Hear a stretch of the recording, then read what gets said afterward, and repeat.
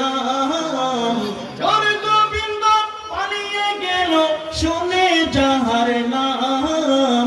আমরা কি ভুলে গেলাম শাহজালালের নাম, আমরা কি ভুলে গেলাম শাহপরানের নাম। 360 ওলি নিয়ে সুরমা নদী পাড়ি দিয়ে, 360 ওলি নিয়ে সুরমা নদী পাড়ি দিয়ে। সাথে ছিলেন হযরতে শাহে পরাণ, সাথে ছিলেন হযরতে শাহে পরাণ।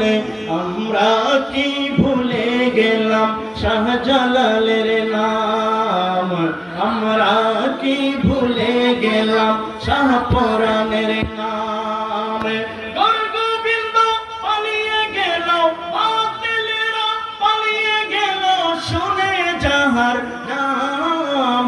আমরা কি ভুলে গেলাম শাহজালালের নাম, আমরা কি ভুলে গেলাম শাহপরানের নাম। বলেন, কথা বলেন, ঠিক কিনা?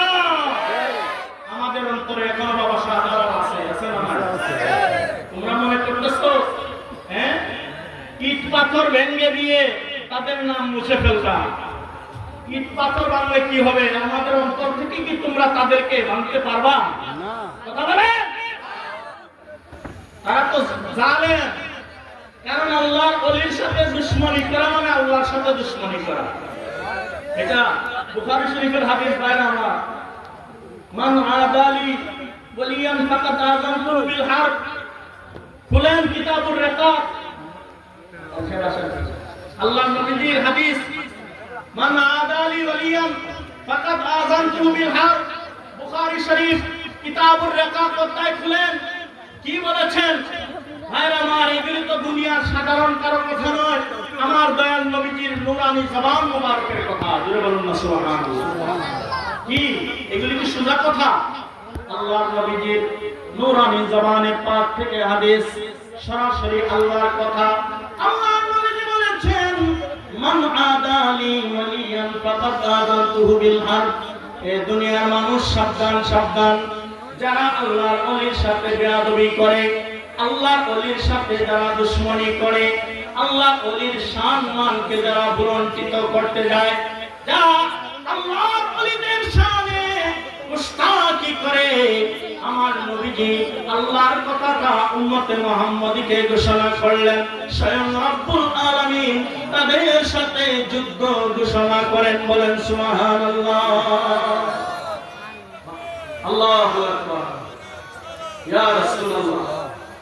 বলেন আলহামদুলিল্লাহ। ভাই আমার, এই জন্য আমরা বড় ভাগ্যবান, আমরা বড় নসিবওয়ালা।